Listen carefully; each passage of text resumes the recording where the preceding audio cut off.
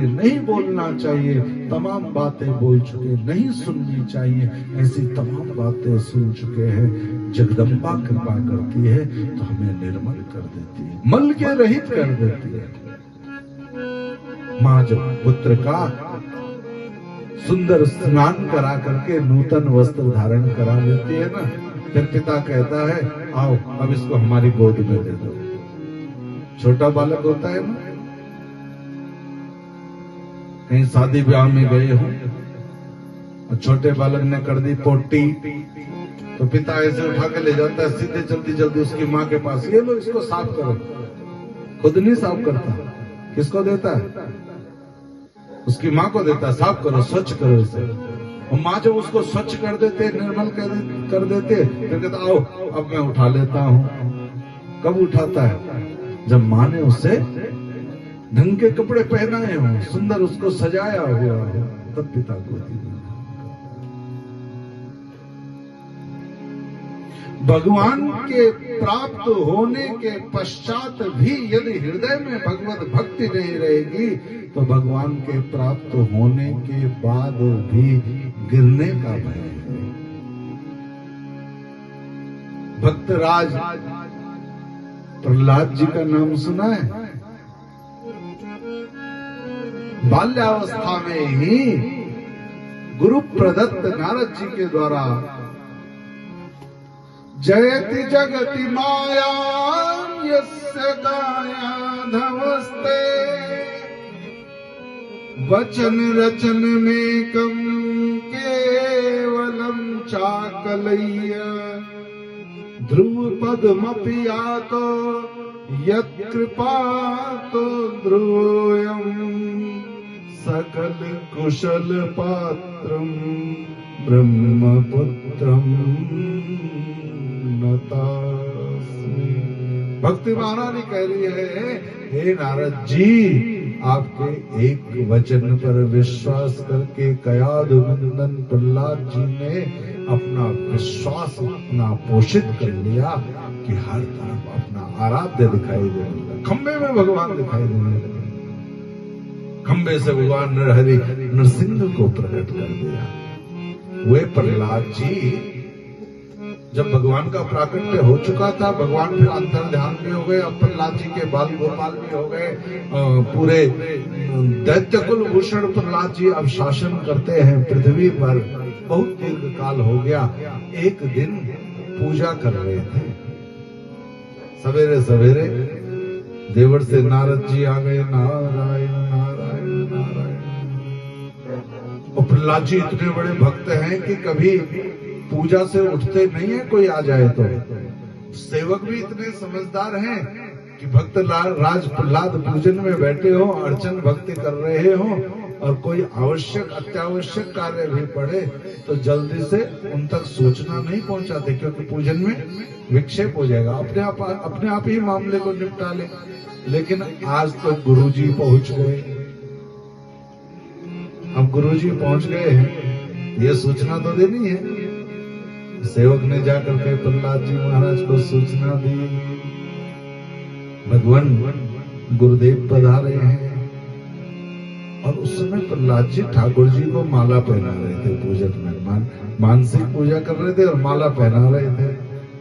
इतने में प्रहलाद जी ने विचार किया कि माला पहना करके भोग ही तो लगाना है, और ठाकुर जी को भूखा भी कहाँ रखूं, माला पहना लो, भोग लगा लो और फिर चलता हूँ गुरु जी को वंदन करने। और माला पहनाई, ठाकुर जी को प्रेम से भोग पवाने लगे प्रसाद, और प्रसाद ठाकुर जी पा रहे, इतनी देर चलो भजन तो कर लूं कम से कम। भजन करने लगे प्रेम से, ठाकुर जी को भोग लगाने लगे। और इसमें इतनी तन्मयता हो गई कि प्रहलाद जी भूल गए कि बाहर गुरु जी भी आ रखे। और गुरु जी तो पकड़ महात्मा है नारद जी, दो क्षण कहीं टिकते हैं फिर नारायण नारायण कहते हुए चल देते हैं। नारद जी ने देखा चेला बड़ा भगत बन गया है, ठाकुर जी की समाराधना कर रहा है, चलो अपने राम कहाँ इंतजार करते हैं, चलते हैं। नारद जी को बुरा नहीं लगा। नारद जी ने सोचा भजन में बैठा है, दोबारा जाएंगे, कोई बात नहीं, बुरा मान करके नहीं गए। लेकिन चले गए। और जैसे ही नारद जी गए तो नारद जी के जाते ही अपराध हो गया प्रहलाद जी से, अज्ञान अवस्था में हो गया।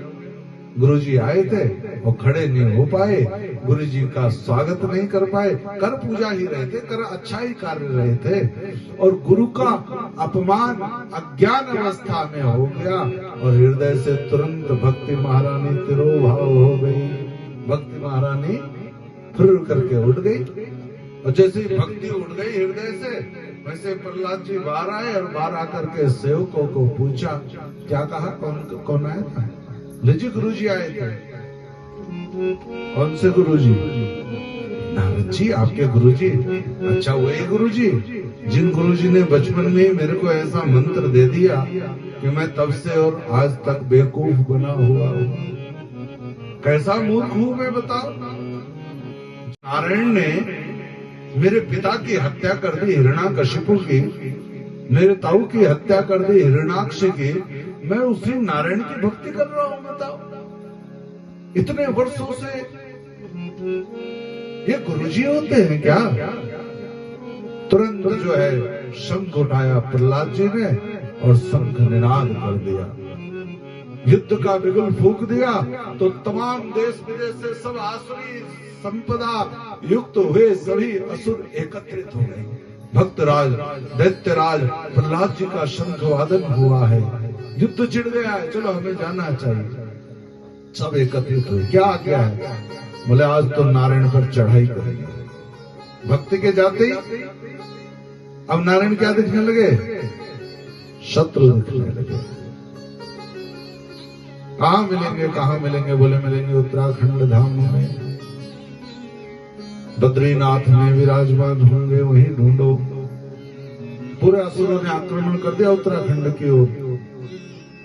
अब भगवान ने विचार किया कि प्रहलाद आ रहे हैं पूरी आसुरी सेना को लेकर के, तो भगवान ने झट से रूप बदला और एक दुर्बल कृष्णाय गरीब बिल्कुल कमजोर ब्राह्मण का देह धारण किया, और जिस मार्ग से प्रहलाद जी महाराज चढ़ाई चढ़ रहे हैं बद्रिकारण्य की ओर, उसी मार्ग में आकर के वह ब्राह्मण सूखी समिधा की गठरी बांध करके उठाने लगा।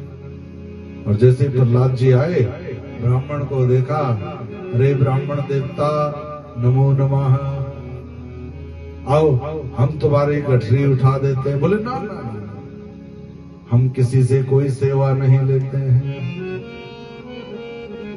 अरे महाराज, हमारे साथ पूरी सेना है, आपकी कुटिया तक गठरी पहुंचा देते हैं। बोले नहीं, हम जानते हैं आपको, आप नारायण के भक्त प्रहलाद जी हो, और इस समय नारायण को ढूंढने के लिए आए हुए हो, ये भी हम जानते। कैसे जान गए?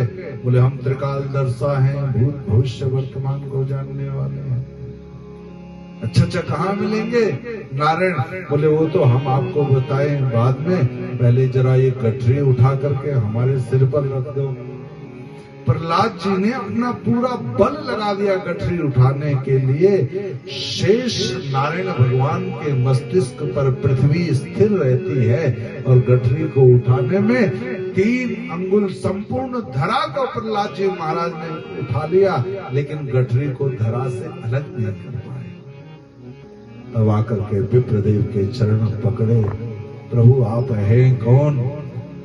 भगवान नारायण ने आकर के प्रहलाद जी को पुनः दर्शन दिए और कहा, अरे प्रहलाद, ये लकड़ी की जरा सी गठरी तो तुझसे उठ नहीं रही है और मुझसे युद्ध करने के लिए चला है। खूब क्षमा याचना करी, खूब अनुनय विनय करी, और प्रभु से बड़े विनम्रता से निवेदन किया, प्रभु मेरे मन में अचानक ये भाव आया क्यों? अब प्रभु के दर्शन होते ही भाव बदल गया।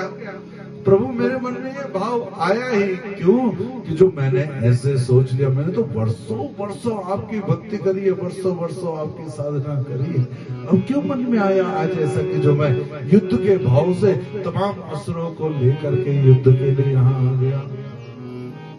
भगवान ने कहा, प्रहलाद जी, क्योंकि भक्ति महारानी तुम्हारे हृदय से कुछ क्षण के लिए तिरोभाव हो गई थी। क्यों हुई? बोले क्योंकि आपने गुरुदेव का अपमान कर दिया। भगवान के प्राप्त होने के बाद भी यदि भगवत भक्ति हृदय में न रहे तो भगवत प्राप्ति होने के पश्चात भी व्यक्ति धोखे में पड़ सकता है। भगवत प्राप्ति होने के बाद भी व्यक्ति गर्त में गिर सकता है। त्वं तु भक्ति प्रिया तस्य सततं प्राणतोऽधिका त्वयाहूतस्तु भगवान् याते नीच गृहेष्वपि। भगवान जिसके ऊपर कृपा करते हैं तभी कृपा करते हैं जब उसके जीवन में भक्ति महारानी कृपा करती हैं। और यहाँ विडंबना है कि भक्ति महारानी के पुत्र ज्ञान और वैराग्य बूढ़े हो गए हैं, वे स्वयं दुखी हो रही है। तो स्वयं भक्ति भी दुखी हो